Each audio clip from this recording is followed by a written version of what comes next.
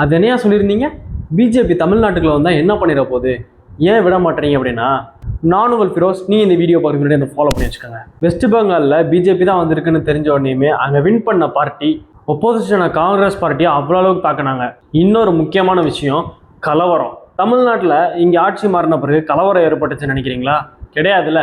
ஆனால் பிஜேபி அங்கே ஆட்சிக்கு வந்த பிறகு மத கலவரம் ஏற்பட்டுச்சு. ஒரு நாட்டை அழிக்கிறதுக்கு மதம் தான் முக்கியமானது. பார்த்துருப்பீங்களே, மஸ்ஜித் ரோடு அப்படின்னு சொல்லிட்டு பலகாலமாக இருந்த ஒரு ஆர்ச்சை அந்த பேத்து எடுத்துருந்துருக்காங்க வின் பண்ண அன்னைக்கு.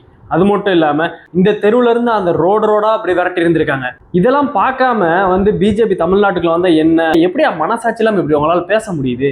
யாரோ ஒருத்தவர் மொழி திணிக்கிறாங்கன்னு சொல்றீங்களே, ப்ரூஃப் இருக்கான்ட்டு. பிஜேபி எப்போ 2014 ஆட்சிக்கு வந்தாங்களோ ஹிந்தி பிளஸ் மதத்தையும் சேர்ந்து திணிக்கிறாங்க. பப்ளிக்ல, பஸ் ஸ்டாண்ட்ல, ரயில்வே ஸ்டேஷன்ல எல்லாத்துலயுமே ஹிந்தியோட இன்க்ரீசஸ் அதிகப்படுத்தினாங்க. இது இல்லாம 2020 நியூ எஜுகேஷன் பாலிசி அப்படின்னு சொல்லிட்டு ஒரு பாலிசி மூலியமா மும்மொழி கல்வியை உள்ள கொண்டு வரணும்னு நினைச்சாங்க.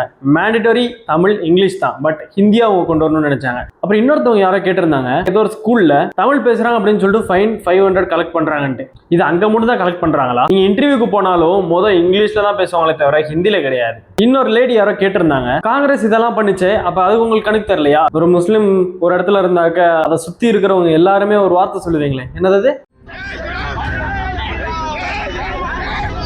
அவர் மேல உண்மையிலேயே எங்களுக்கு மரியாதை இருக்கு. ஆனா இதை மற்ற மதங்களுக்கு மத்தியில திணிக்கிறீங்க பாத்தீங்களா? இதை சொல்லுன்ட்டு அதுல என்ன உங்களுக்கு சந்தோஷம் கிடைச்சிருது? வெறும் முஸ்லீமுக்கு மட்டும் தான் இந்த வார்த்தையை சொல்லி உச்சரிக்க சொல்றாங்களா? கிடையாது, கிறிஸ்டியானிட்டிக்கு இருக்கிறது. கொஞ்ச நேரத்துக்கு முன்னாடி பார்த்தேன் ஒரு கமெண்ட், இதெல்லாம் காரணம் உங்க பேரு தான் அப்படின்னு சொல்லிட்டு. ஆமா, நான் முஸ்லீம் தான். நான் ஒன்றும் இந்த முஸ்லீம் மதத்துக்காண்டி மட்டும் பேசலையே. பிஜேபி உள்ள வந்தா கிறிஸ்டியானிட்டிக்கு ப்ராப்ளம், ஏன் ஹிந்துஸ்க்கே ப்ராப்ளம் தான். சில இடங்கள்ல வரக்கூடாது போகக்கூடாதுன்னு சொல்லிட்டு ஹிந்துஸுக்கே சில கட்டுப்பாடுகள் இருக்கும்.